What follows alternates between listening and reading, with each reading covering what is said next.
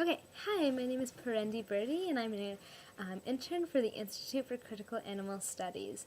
This is my third reflection, my final reflection. I can't believe that it's already this far. So to start off with my accomplishments, starting with last night, we organized our third monthly vegan potluck with the group Animal Outreach of Kansas, and that went really well. It was a cool opportunity to network and meet with other animal rights activists and the community, so that was really good. And then we planned a vegan baking night. We had one last month, we have our second one, which is actually tonight. I'm going to go to it right after this.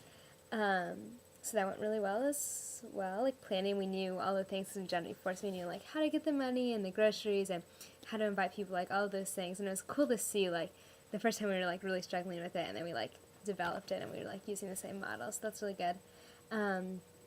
And the third thing that I wanted to talk about was we did this presentation for a yoga class about the connections between vegetarianism and yoga, and that was really good. It's probably my favorite thing we've done. It was really cool to hear everyone's different perspectives and experiences with that. And the fourth thing, which is the biggest thing we've been working on, is we are tabling and selling food and doing education outreach at the annual Fair Trade event at the ECM. It's a big event. There's hundreds and hundreds of people that go and raises thousands of dollars, and people come from around the community to buy fairly traded items. And so we're going to be there exposing the connections between fairly traded items and then buying things that treat the animals fairly as well. And we made this flyer about the connections between the conditions in the sweatshops and the conditions in the factory farms, and really drew the parallels between these issues that all of us clearly are there and care about. That was really cool. We actually also received a $400 grant for that, so that's going to pay for our groceries and our printing and all of that, so that was great. Let's see what skills I've gained. Again, I've been working on all the skills I listed before, finding the leadership balance and all of that.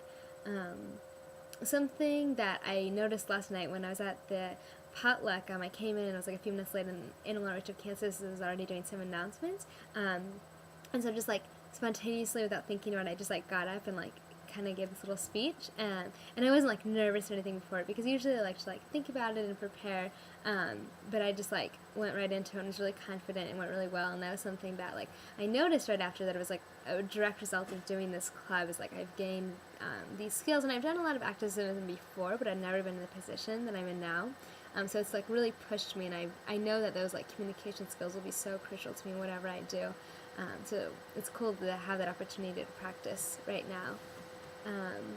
Another thing that I've learned is that this is a really busy time for people. People are getting really stressed out and overburdened with school and everything like that.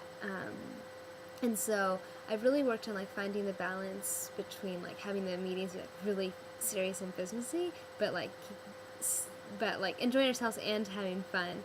So what we've kind of done is have the first 5-10 minutes as an opportunity to talk, hang out, de-stress. And that's worked really well. We've had some meetings outside and just done things to make it more fun and enjoyable. And speaking of enjoyable, things that have been most enjoyable to me, like I said, the yoga was probably my favorite thing that we've done. It was really cool to have everyone work together on this one very specific goal that has something that we can accomplish that same day. We went into the presentation, we did lots of research, and we practiced, and everyone came together with their different ideas, and everyone at the end was really proud of it, oh, we just did something really good, and it was cool to see that. Well, let's see what else.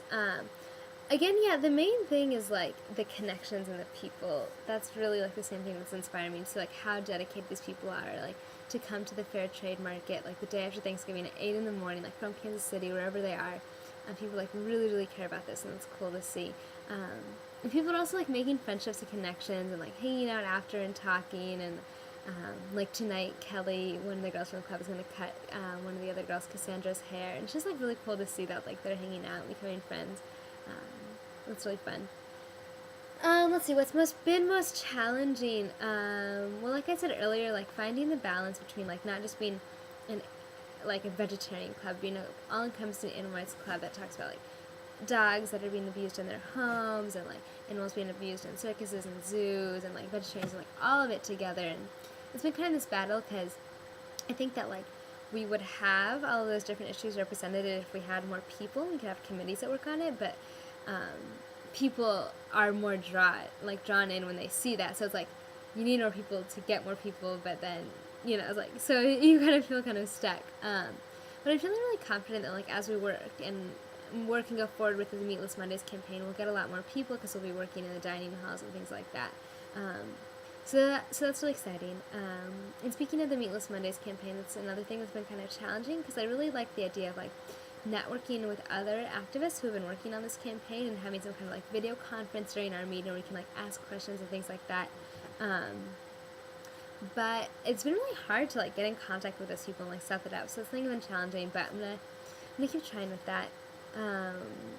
Let's see, another thing. It being cold has been really difficult. I didn't really foresee that, but like all of the things that we've planned and we've done and we want to keep doing involve like being outside and talking to people and having like fun events and tabling, things like that. And it's just like really difficult to do because no one's outside really right now. So that's been another challenge.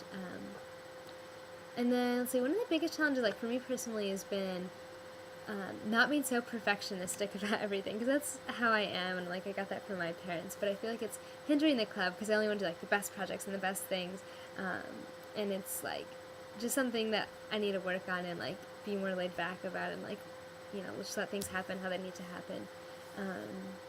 So yeah, that's something I'm working on. It's been really great. It's been really fun. I love doing these reflections so I can like look back and see what I need to work on, what's working good and what's not. So yeah, I can't believe it's the third one already, and we'll see in a month from now during my final portfolio what's happened in the last month. Okay, thanks.